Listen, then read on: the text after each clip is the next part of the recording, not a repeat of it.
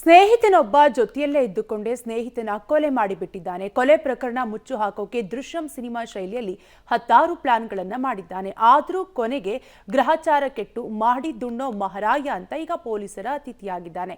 ಈ ಕುರಿತ ಸ್ಟೋರಿ ಇಲ್ಲಿದೆ ನೋಡಿ. ದುಡ್ಡಿಗಾಗಿ ಸ್ನೇಹಿತನಿಗೆ ಮುಹೂರ್ತ ಇಟ್ಟು ಮುಗಿಸೇ ಬಿಟ್ಟ. ದುಡ್ಡು ಕೊಡ್ತೀವಿ ಬಾ ಅಂತ ಕರೆಸಿ ಸ್ನೇಹಿತನ ಕೊಲೆ. ತನ್ನದೇ ಖಾಲಿ ನಿವೇಶನದಲ್ಲಿ ಶವ ಹುತ್ತು ಹಾಕಿದ್ದ ಸ್ನೇಹಿತ. ಏನು ಗೊತ್ತಿಲ್ಲದಂತೆ ನಾಟಕವಾಡ್ತಿದ್ದವ ಕೊನೆಗೂ ಅಂದರ್. ಹೀಗೆ ಸ್ನೇಹಿತನನ್ನೇ ಕೊಂದು ಮೃತದೇಹವನ್ನ ಹೂತಿಟ್ಟಿದ್ದ ಜಾಗ ತೋರಿಸ್ತಿರೋ ಸ್ನೇಹಿತ. ಇನ್ನು ಮೃತದೇಹದ ಅವಶೇಷಗಳು ಸಿಗಬಹುದು ಅಂತ ಜೆಸಿಬಿಯಿಂದ ಮಣ್ಣು ತೆಗೆಸುತ್ತಿರೋ ಪೊಲೀಸರು. ಅಂದ್ಹಾಗೆ ಸ್ನೇಹಿತನನ್ನೇ ಕೊಲೆ ಮಾಡಿರೋವನ ಹೆಸರು ರಾಜ್ಕುಮಾರ್.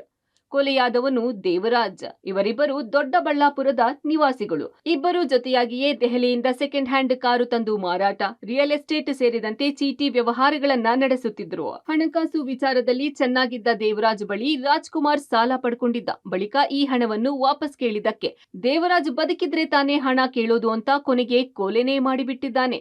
ಹೌದು, ಅಕ್ಟೋಬರ್ 17ರಂದು ಪ್ಲಾನ್ ಮಾಡಿದಂತೆ ದೇವರಾಜ್ಗೆ ಕರೆ ಮಾಡಿ ಬಾ ಚೀಟಿ ಹಣ ಕೊಡ್ತೀನಿ ಅಂತ ಕರೆಸಿಕೊಂಡಿದ್ದಾನೆ. ಕಾರಲ್ಲಿ ಕೂರಿಸಿಕೊಂಡು ದೇವರಾಜ್ ಕುತ್ತಿಗೆ ಬಿಗಿದು ಕೊಲೆ ಮಾಡಿದ್ದಾನೆ. ಬಳಿಕ ಮೃತದೇಹವನ್ನ ಇನ್ಫೋಸಿಟಿ ಖಾಸಗಿ ಬಡಾವಣೆಯ ತನ್ನದೇ ನಿವೇಶನದಲ್ಲಿ ಜೆಸಿಬಿ ಮೂಲಕ ಸಂಪು ತೆಗೆಯಬೇಕು ಅಂತ ಗುಂಡಿ ಹೊಡೆಸಿ ಅದೇ ಗುಂಡಿಗೆ ದೇವರಾಜ ಮೃತದೇಹ ಹಾಕಿ ಮುಚ್ಚಿ ಹಾಕಿದ್ದಾನೆ. ಇನ್ನು ವಾಸನೆ ಬರ್ತಿದೆ ಅಂತ ಮತ್ತೆ ತಿಂಗಳ ನಂತರ ಮೃತದೇಹವನ್ನ ಹೊರತೆಗೆದು ಪೆಟ್ರೋಲ್ ಹಾಕಿ ಸುಟ್ಟು ಹಾಕಿದ್ದಾನೆ. ನಂತರ ಅಳಿದುಳಿದ ಮೂಳೆ ಬೂದಿ ಸಮೇತ ಮಧುರೆ ಕೆರೆಯಲ್ಲಿ ಬಿಸಾಡಿ ಬಂದಿದ್ದಾನೆ. ಕೋಲ್ಡ್ ರೂಮ್ ಸ್ಟಾರ್ಟ್ ಮಾಡಿದ್ರೆ ನಂದಿನಿ ಅಂದು ನಮ್ಮ ತಂದೆಗೆ ಎಲ್ಲಾನು ಪರಿಚಯ ಅಲ್ಲಿಂದ ವ್ಯವಹಾರ ಸ್ಟಾರ್ಟ್ ಆಯಿತು. ಮೋಸ ಮಾಡಿದ್ರು ಅಂತೆಲ್ಲ ಇದಾಯಿತು. ನಮ್ಮ ತಂದೆಯವರು ಸ್ವಲ್ಪ ಜೋರಾಗಿ ಕೇಳ್ತಾ ಇದ್ರು ಹಣಕಾಸಿನ ವಿಚಾರದಲ್ಲಿ. ಹಿಂಗೆ ಚೀಟಿ ದುಡ್ಡು ಕೊಡ್ತೀನಿ ಬನ್ರಿ ಅಂತ ಫೋನ್ ಮಾಡಿದ್ರು. ಇಲ್ಲ ನೀವೇ ಬಂದರೆ ಕೊಡ್ತೀನಿ ಅಂತ ಬಲವಂತವಾಗಿ ಮನೆ ಹತ್ರ ಬಂದು ಇದು ಮಾಡ್ಕೊಂಡು. ಇನ್ನು ಕೊಲೆ ಮಾಡಿ ತನಗೇನು ಗೊತ್ತೇ ಇಲ್ಲ ಅನ್ನೋ ಹಾಗೆ ದೇವರಾಜ್ ಹೆಂಡತಿ ಮಗಳ ಜೊತೆಯಲ್ಲೇ ಬಂದು ಪೊಲೀಸರಿಗೆ ಮಿಸ್ಸಿಂಗ್ ಕಂಪ್ಲೇಂಟ್ ಕೊಡಿಸಿದ್ದ. ಇನ್ನು ಪೊಲೀಸರು ಕರೆಸಿ ವಿಚಾರಣೆ ಮಾಡಿದಾಗ ರಾಜ್ಕುಮಾರ್ ಕೊಲೆ ಸತ್ಯ ಬಾಯ್ಬಿಟ್ಟಿದ್ದಾನೆ. ಇನ್ನು ಕೊಲೆಗೆ ಸಹಕರಿಸಿದ ಅನಿಲ್ ಸಹ ಈಗ ದೊಡ್ಡಬಳ್ಳಾಪುರ ಪೊಲೀಸರ ಅತಿಥಿಯಾಗಿ ಜೈಲು ಸೇರಿದ್ದಾನೆ. ಒಟ್ಟಾರೆ ಸ್ನೇಹಿತ ಎಂದು ನಂಬಿ ಹಣ ಕೊಟ್ಟಿದ್ದಕ್ಕೆ ತಾನೇ ಕೊಲೆಯಾಗಿ ಹೋಗಿದ್ದಾನೆ.